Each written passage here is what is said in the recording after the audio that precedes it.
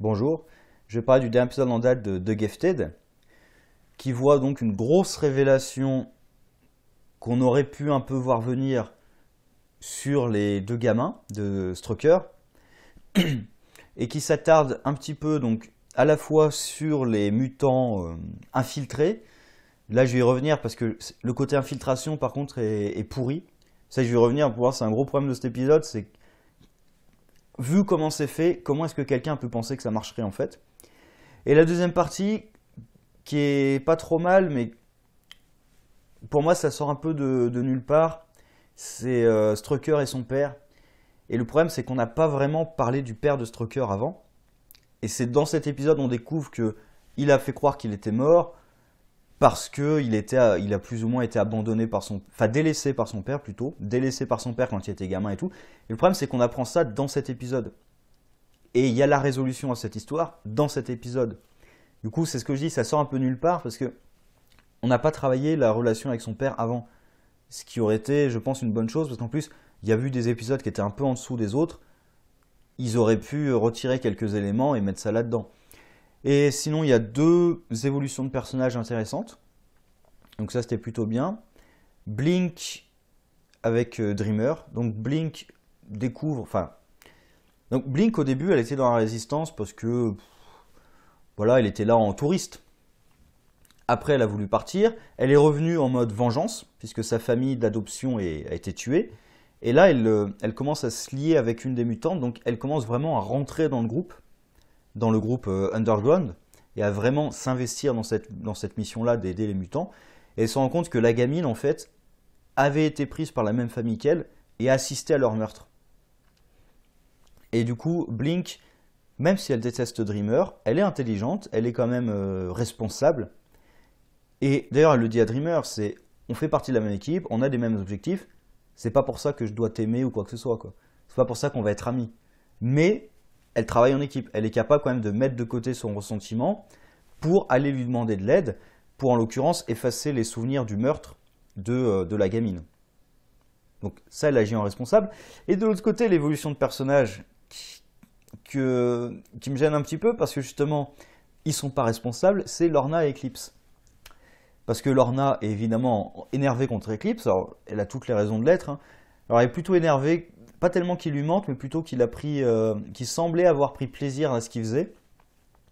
Et le problème c'est qu'elle part complètement en freestyle, presque au point de torturer la prisonnière qu'ils ont, juste parce qu'elle est énervée contre Eclipse et que ah mais toi ça te gêne pas de torturer pour Carmen, alors ils se mettent à se chamailler comme des gamins. Pour ça, je dis, Blink, on la voit, elle a des raisons légitimes de vraiment détester Dreamer. Elle est capable de mettre ça de côté pour travailler ensemble, en bonne intelligence. Eux, ils s'engueulent et Lorna va jusqu'à essayer de torturer quelqu'un. Faut se calmer. Qui en plus, a aucune raison d'être torturée. Elle est manipulée par. En plus, elle est droguée, manipulée et tout. Donc, ça sert à quoi de la torturer, enfin. Et c'est même la femme Strucker qui doit les arrêter comme des gamins. Ça, non, ça j'aime pas trop, non. Et du coup, les deux points principaux de l'épisode, Strucker et son père, ça marche plutôt bien, mais le problème, c'est comme je dis, ça sort un peu nulle part. Et donc, l'arc, en fait, c'est l'arc de la famille Strucker. On découvre que les arrière-grands-parents, donc l'arrière-grand-père et sa sœur, comme le gamin et sa sœur dans ce présent, étaient des mutants, on va dire, plutôt normaux, entre guillemets. Mais quand ils entrent en contact, ils deviennent indestructibles, ultra dangereux et tout. On ne sait pas exactement pourquoi. Et ils se font appeler les Fenris, donc le loup de la mythologie nordique. Et alors, c'est pas dit explicitement, mais c'est des nazis, hein, les Funstrucker. Alors j'avais un petit doute parce qu'en fait, Strucker, du coup, pour moi, c'est le baron Strucker qui est dans Marvel. Mais c'est vrai qu'on n'est pas dans Marvel, on est dans Fox. C'est dans l'univers de la Fox. C'est pas tout à fait dans l'univers de. C'est pas le MCU, donc c'est la Fox. Alors le Baron Strucker, c'est pas le même. Mais la question c'est, est-ce que ces Strucker-là, ils faisaient partie de Hydra? Parce que j'espère qu'on va pas nous parler de Hydra ou des nazis, hein. Parce que là, non, les nazis, faut éviter quand même, hein. Faut éviter les nazis dans une série télé et tout. J'espère qu'on va pas tomber dedans, mais j'ai pas l'impression. Enfin, bref, du coup, au début de l'épisode, on a encore un flashback. Alors cette fois, c'est vraiment le gros flashback puisque c'est en 52, oui, oui c'est ça, c'est en 52, où on les voit dès qu'ils commencent à se toucher la main, justement, il y a de la lumière qui émane de leurs mains, et on se doute qu'ils ont des pouvoirs cataclysmiques. Alors on les voit pas à l'écran évidemment, mais ça aussi je pense c'est une question de budget, et peut-être aussi de violence, parce que je pense que les mecs qui sont face à eux, ils n'ont pas fini gentiment. Et du coup on zoome sur leurs mains pour montrer que le fait qu'ils s'unissent, c'est une menace. D'ailleurs à la fin de l'épisode, pareil, on zoome sur les deux frères, le frère et la sœur, qui unissent leurs mains. Et ce qui aurait pu être une entente familiale, ça devient une menace. Et d'ailleurs même le père lui dit, protège les enfants, mais aussi protège le monde d'eux. On découvre que le père travaillait pour Trask pour développer un truc pour mettre fin au gène X dans sa famille. Hélas, il a échoué. Il a partiellement réussi, puisqu'il a réussi à mettre fin au gène X de son fils, mais pas de sa famille. Du coup, ses petits-fils sont une menace pour le monde. Après, le côté notre famille est spéciale, notre mutation est spéciale, machin et tout. Alors déjà, bon, en comics, mais le fait que exactement les mêmes pouvoirs se transmettent de génération en génération, c'est un peu gros, quand même. Et en plus, le truc de nos pouvoirs sont spéciaux. D'ailleurs, je peux résister au mutant, là, je sais même plus comment il s'appelle, le mutant qui bloque les pouvoirs des autres mutants. Moi, je peux lui résister parce que notre famille est spéciale. Spéciale comment? Spéciale comment? Qu'est-ce qu'il y a de spécial? Le fait que s'il y a deux membres de la famille qui unissent leurs pouvoirs, ça devient cataclysmique. D'accord. Mais en quoi ça fait que toi, tu peux résister à Pulse? Allez, il s'appelle Pulse. Voilà pourquoi. Enfin, l'explication de on est spéciaux, d'accord, mais c'est pas une explication, c'est ta gueule, c'est magique, quoi. Ta gueule, c'est génétique. Enfin, c'est pas une explication pour moi. Mais bref, cette partie est quand même plutôt bien. Le seul problème, c'est que on n'a pas travaillé du tout la relation de Strucker avec son père.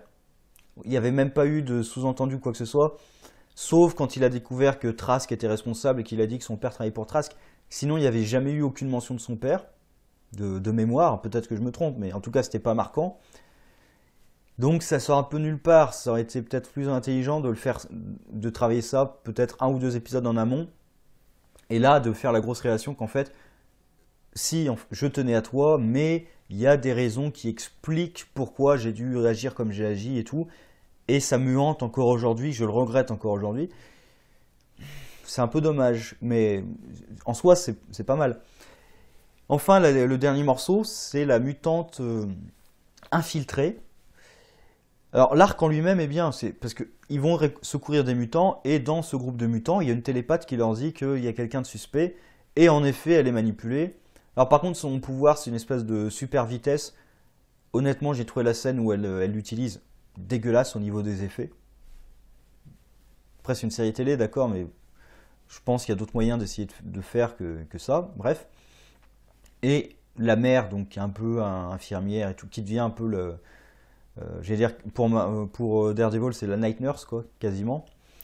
Se rend compte qu'elle a les mêmes symptômes qu'une droguée, une toxico, et en fait, oui, ils ont utilisé une drogue pour les contrôler, et un conditionnement mental. Et du coup, ils essaient de passer outre, et on voit l'attachement évidemment de la femme. En plus, ils ont créé une backstory assez dure pour la mutante en question, puisque elle a été capturée parce qu'elle voulait faire soigner son enfant, mais ça a été refusé, du coup elle a pété les plombs, elle a été capturée, et lors de sa capture, ils ont tué son mari, donc quand même, c'est assez lourd. Et il y a la télépathe qui sert d'ailleurs à la mère aussi pour qu'elle exprime au public ses inquiétudes auprès des mutants et tout. Elle n'a pas envie d'être contre ses enfants, ce genre de choses. Et en même temps qui va permettre à la mutante infiltrée d'exprimer ce qu'elle pense. Donc l'arc est bien. Le problème, c'est le côté infiltration. Parce que déjà, apparemment, tous les mutants comme ça manipulés sont incapables de parler. Là, elle est même incapable de... D'ailleurs, ça fait très bizarre parce que dans la scène de combat, en fait, on la voit hurler, mais on n'entend pas de cri. Quand elle ouvre la bouche, on n'entend rien. Et oui, c'est là qu'on découvre qu'elle est incapable de produire le moindre son. Mais vraiment. C'est même pas qu'elle peut pas parler, c'est qu'elle peut pas produire de son. Mais du coup, dans la scène avant, comme on le savait pas, ça fait bizarre on la voit crier, mais on l'entend pas crier, donc ça fait très bizarre. Mais c'est justifié du coup, mais c'est a posteriori, c'est justifié. Du coup, déjà, comment est-ce qu'ils peuvent s'infiltrer? S'ils peuvent pas parler ou quoi que ce soit, comment ils peuvent s'infiltrer? Et en plus, deuxième point, mais ridicule, ils ont le tatouage. Ils ont le tatouage qui indique que, bah oui, c'est des mutants contrôlés par Trask. Enfin, ça s'appelle Trask, est fermé, apparemment c'est plus Trask, mais voilà, c'est des mutants contrôlés par Campbell. Et en plus, ils montrent tous les symptômes des toxicos. Enfin, je veux dire, même quand on la voit, quand ils viennent la récupérer, déjà tu vois qu'elle est déjà pas bien. Donc, comment est-ce que Campbell a pu croire que ça marchait en fait? Sérieusement. Ils ont le tatouage. C'est hallucinant. Enfin, t'envoies des types en infiltration, tu leur mets un tatouage, en plus sur l'avant-bras, c'est pas un truc discret quoi. Il suffit de relever la manche et tu vois. D'ailleurs, l'autre qui dit ah, mais si maintenant il faut se méfier des mutants, parce que. Bah non, tu lèves la manche et tu vois s'ils ont un tatouage. Tu leur demandes de dire un mot, s'ils n'arrivent pas à parler, c'est qu'ils sont contrôlés aussi. Bonjour, ça va bien? Pourquoi tu me réponds pas? Tu peux me montrer ta manche? Je veux dire, ils sont faciles à repérer pour le coup, ces mutants infiltrés. Moi, je pensais que ça allait vraiment être une menace insidieuse et tout. Non, non, c'est quand même les infiltrés les plus faciles à repérer de tous les temps, quand même. Sérieusement, enfin, je veux dire. Bref. Enfin, je veux dire, dans cet épisode, ça marche bien, mais la raison. Comment est-ce que Campbell a pu penser que ça marchait, l'infiltration, je veux dire Euh, cette personne, ce mutant infiltré, sa relation avec la femme Stalker et tout, j'aime bien ce qui s'est passé dans cet épisode. Mais enfin, en vrai, ça peut pas marcher. Personne peut se dire que ça peut marcher comme méthode d'infiltration. C'est ça qui est un peu con. Enfin bref, bon épisode quand même. Hein, on apprend quelque chose, quelques trucs. Après, on s'en doutait sur le frère et la sœur qu'il y avait un truc de 6 unissent, ça devient dangereux. Depuis que Campbell les avait repérés, dès ce moment-là, on se doute qu'il y avait un truc entre les frères et sœurs. Alors là, on découvre que c'est un truc familial. C'est pas une révélation formidable. Et les mutants contrôlés, en fait, ils sont juste contrôlés par des drogues. Alors apparemment, la drogue vient des recherches du père Strucker, enfin du grand-père Strucker. Euh, je comprends pas trop comment ça peut marcher, parce que c'est des recherches pour supprimer l'apparition d'un gène, voire supprimer le gène, ça me paraît impossible, mais en tout cas empêcher l'expression du gène X dans sa famille. Comment ça peut mener une espèce de drogue qui permet de contrôler les gens? Enfin d'ailleurs, enfin, la drogue, ça a plutôt l'air d'être un stimulus, et c'est une espèce de manipulation mentale qui permet de les contrôler. Donc, d'ailleurs, pourquoi est-ce que, d'ailleurs, je pense que ça marcherait pas que sur les mutants. Je pense que ce genre de technique coercitive, ça marcherait d'ailleurs sur tout le monde. Là, il l'utilise sur des mutants, mais je pense que ça pourrait marcher sur tout le monde. Hein. C'est des méthodes coercitives assez violentes. Enfin bref. Bon épisode, j'attends la suite. Je crois qu'il reste que 2 épisodes là. Je crois que c'était le 8e, donc il y en a 10 de prévus. Et peut-être une saison 2. Donc là, je suis pas contre. Attendre de voir ce qu'ils vont faire avec les deux gamins, parce que pareil, le père, c'est les pouvoirs de son père à lui étaient monstrueux et tout. C'est pas les pouvoirs le problème. Le pouvoir, c'est comment est-ce qu'ils s'en servent. C'est ça le truc. Parce que là, les deux gamins, à part le frère qui commençait à dériver un peu sur la vengeance ou vouloir s'en prendre aux humains, vouloir voilà, se venger, contre-attaquer, la sœur, elle est plutôt tranquille. Donc à voir, est-ce que vraiment leur pouvoir risque d'être vraiment dangereux ou quoi que ce soit. J'aimerais pas que ça parte sur leur pouvoir est intrinsèquement mauvais. J'aime pas cette idée-là. Je préfère que ce soit la façon d'utiliser et le fait qu'ils aient un pouvoir vraiment supérieur à tous les autres, peut-être, fait que voilà, ça pose des questions morales sur comment l'utiliser, est-ce qu'on doit l'utiliser, dans quelles circonstances, etc. Donc, à voir, j'attends ça. Et sur ce, au revoir.